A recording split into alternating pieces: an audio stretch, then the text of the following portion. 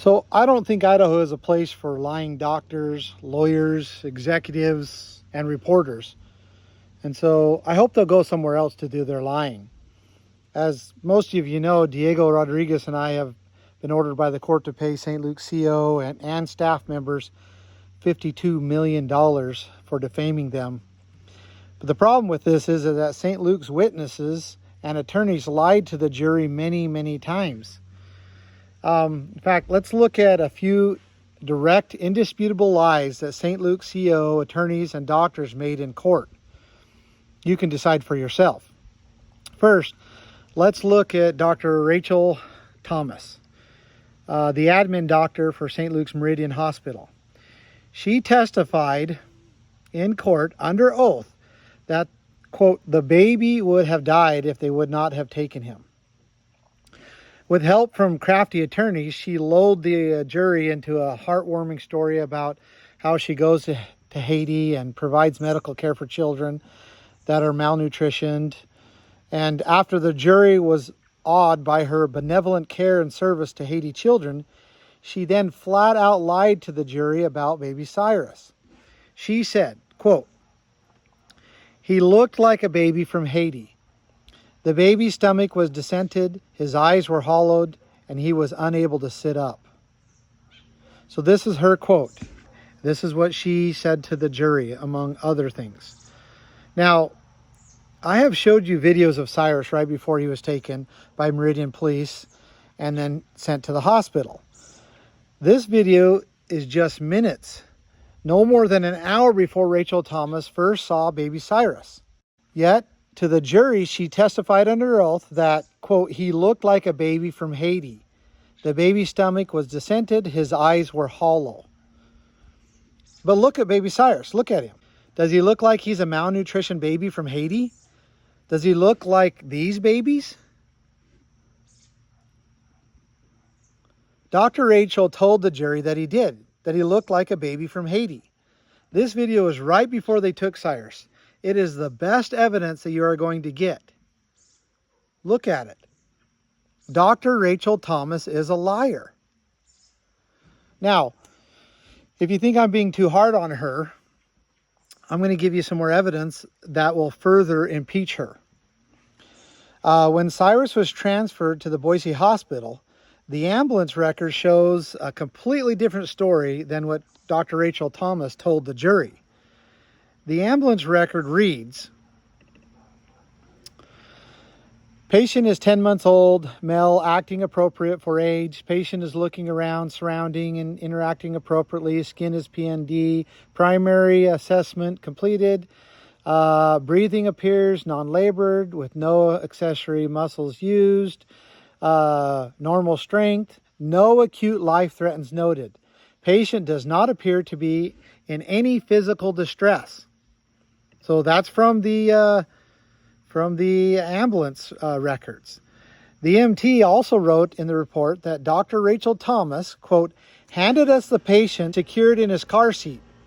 She stated, just go, this is a healthy baby with no interventions.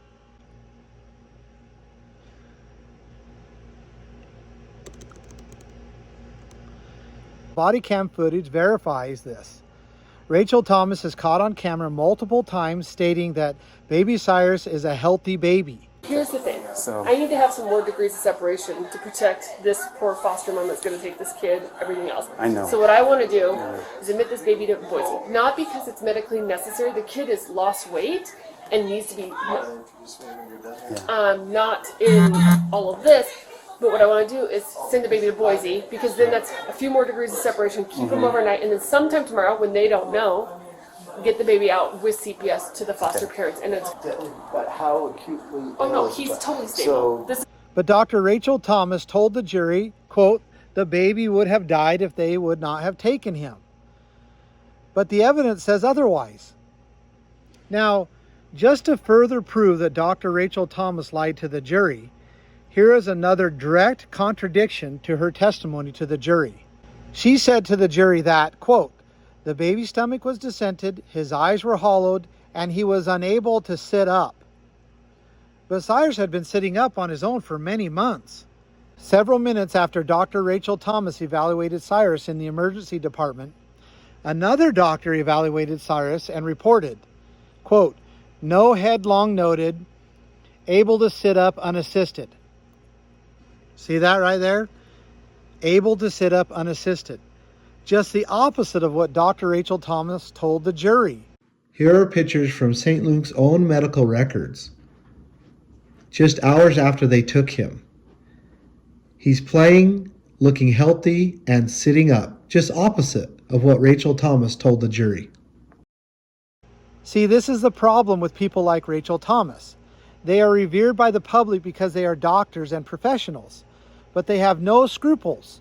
They are liars. This is just one example of hundreds of lies that St. Luke's attorneys and witnesses told the jury. Something interesting to note is that Sally Kurtzing, a reporter with the Idaho Statesman, the newspaper here in Idaho, one of the main ones, wrote 2 articles showcasing Dr. Rachel Thomas's testimony to the jury. One she titled, Threats, Fears, and Ammon Bundy, the Bully, a look at St. Luke's defamation case so far. The other, Idaho keeps putting doctors through the ringer. When will we get the message? Both articles completely evolve around Dr. Rachel Thomas's testimony to the jury in this case. Both are based on Dr. Rachel Thomas's perjuring herself under oath to the jury. This is great reporting, right? Great job, Sally. I mean, did you ever think to check the facts or to verify the truth? Just go with it because all doctors and lawyers are credible, right? To further these lies, the Associated Press, one of the largest media outlets in the world, used Sally Kurtzing's article from the Idaho Statesman. Now more than a half a dozen media outlets, many national media, are referencing the Associated Press article or the Idaho Statesman article.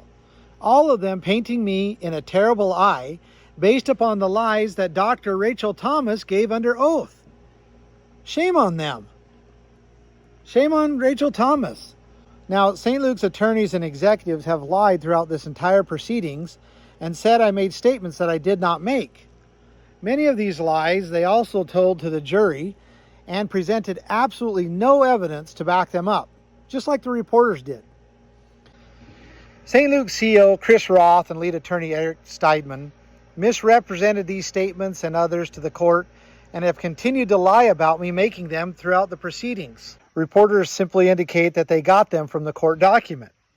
So I suppose reporting lies about someone saying something is okay as long as the reporter found the lies within the pages of the court document, right? Verifying the truth, I guess, is not something they do anymore. Just not something that matters anymore. And such is the state of our media.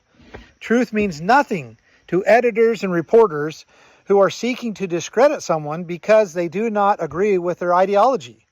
Another St. Luke's lie that the media has gotten lots of mileage off of and naive public have been outraged about is that, quote, on March 15th, 2020, I went so far as to cause St. Luke's to go on lockdown for more than an hour.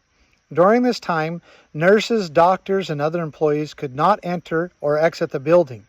St. Luke's directed patients to other facilities and rerouted ambulances to other sites.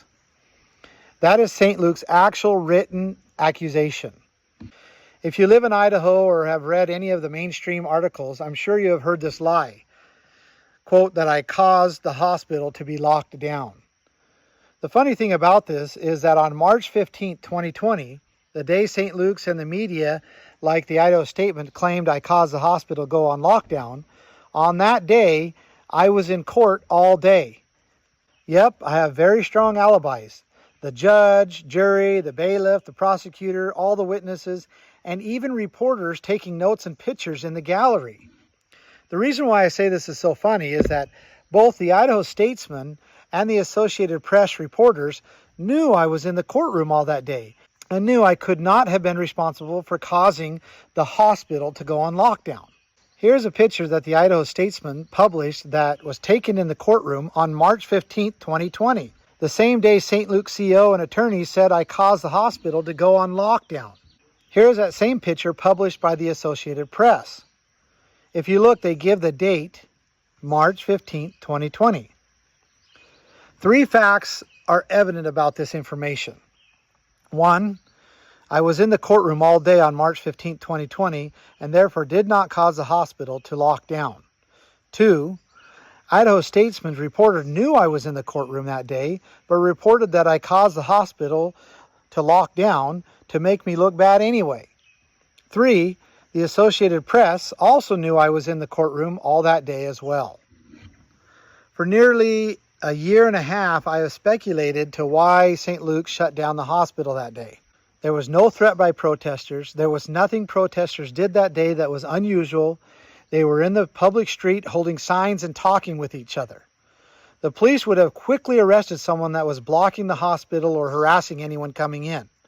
There is no police report indicating any such activity. So why did St. Luke's shut down the hospital at that time? Well, after a very thorough search through medical records, I believe I found the reason. At the very same time, the very same hour that St. Luke's discharged Cyrus from the hospital and transferred him to the CPS facility is the same time that the hospital locked down. They used the hospital lockdown as a distraction and blamed it on Diego and I. Look at this medical record. Look at the date. So this is absolute evidence that St. Luke's executives, staff, and attorneys, CPS agents, and law enforcement all know that Diego, nor I, nor protesters caused St. Luke's Hospital to lock down. They know that it was locked down to transport Cyrus, and they blamed it on Diego and I. They even lied to the jury about this. The saddest part of this discovery is that it confirms that St. Luke's executives, staff, attorneys, CPS agent, and law enforcement colluded against Diego and I. They have allowed this lie to circulate many times, knowing it was a massive lie that made Diego and I look like terrible, insensitive people. This is why I have difficult trusting the media, institutionalized employees, state agents, and law enforcement. However, I pray that they will repent of their lies, seek amends, and allow all involved to move on as better people in peace. If not, I hope they will do as Dr. Rachel Thomas did. Leave Idaho and move out of the country. Thank you.